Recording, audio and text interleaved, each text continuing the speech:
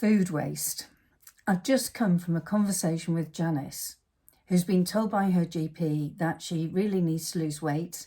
She's pre-diabetic and losing weight may help to reverse that, and she feels under pressure and quite upset about her now more worrying health.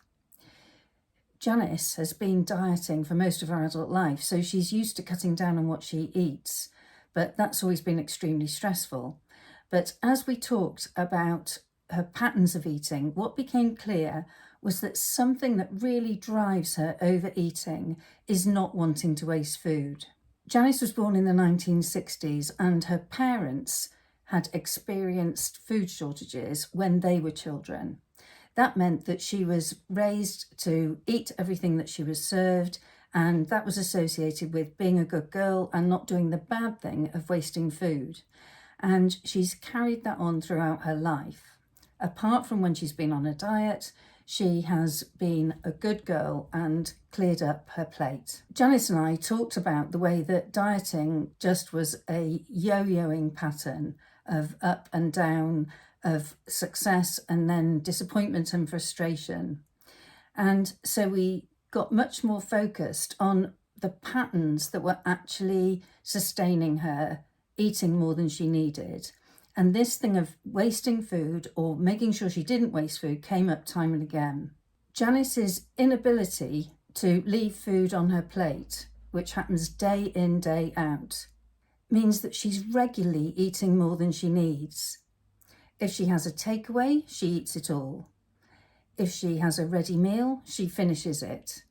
And whatever size portion she serves herself at home, she polishes it off. It's the same pattern wherever she is. But I think Janice is confused in the way that many of us are. I certainly used to associate finishing food with not wasting it, and loads of people that I've worked with over the years have done the same. But I've come to see food waste rather differently, and I think we need to reframe it for our health and our general well-being and, of course, the planet. We're eating so much more than we need, and that food has to be produced and processed in order to supply us with what actually ends up being unnecessary. I actually think Janice is like many of us, that the issue of food waste has become very confused, and I think we need to reframe it. In an environment where food is now actually plentiful and we often have more than we need to rethink what we mean by wasting food. And here's my point, that food is no less wasted if it goes through our body and into the toilet than if it goes straight in the recycling bin. So the thing about food that we don't need, that takes us beyond the point of being just full, when we eat unnecessary food beyond the point of fullness, we're actually forcing our bodies to digest it. So when we eat food that we don't actually need, it's still wasteful, but it's not just that. When we eat that extra food, we're forcing our bodies to keep digesting, to not have a break from digestion. And we know that actually having rests of time or fasts or mini fasts between meals or eating occasions is helpful to our health. So we aren't getting those beneficial fasts. And also the extra food that we put through our bodies, all that, and the energy and the nutrients in the food weren't needed, but our bodies don't know that, and our bodies extract all of that from the food. And in terms of the energy, the additional energy that is consumed from the food is stored as fat. So where does this reframing get us then? If we start to think that the food that we don't need is just as wasted if it goes through our bodies, then somehow we're going to have to stop and not eat what's left on our plate. For many of us, that can be a bit of a challenge. Okay, so if you do reframe waste like that, what do you do with the food that's left on your plate? Well, if you are confident that if you put it in the fridge and leave it for later when you are hungry, or maybe tomorrow, then that's absolutely fine. But for some of us, doing that means that we're just aware that that food is there in the fridge, not finished. We could just go back and eat it. It's almost as though it's calling us. So if you know that you're likely to just end up eating it anyway when you're still not hungry, then putting it back in the fridge might not get you very far. It may mean that you're just eating it just a little bit later anyway. So in that case, put it in the bin, maybe. Put it out of reach, in other words, so that it's actually done with. Now, if you're somebody who doesn't like food waste, that is likely to be quite painful.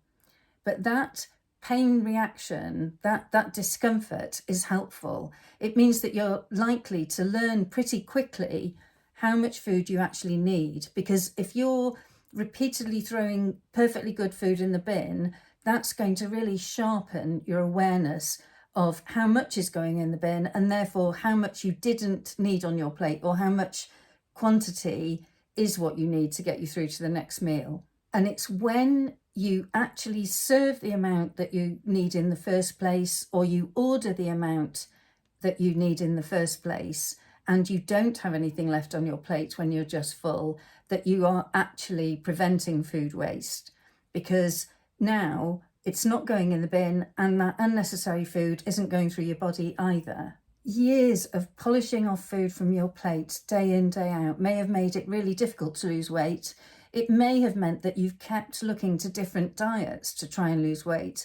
But if this is a big issue for you, then reframing waste and learning to throw food away for a short period of time while you relearn the amount you need, rather than serving yourself more than you need, is potentially going to be a massively helpful tool in losing weight.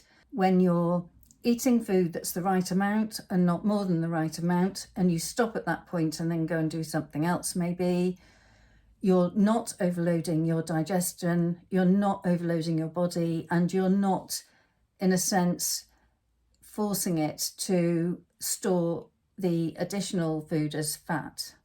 Being able to do this is likely to affect your weight. If you've been overeating, it's a really simple and helpful way of reducing your overeating and therefore allowing your weight to drop.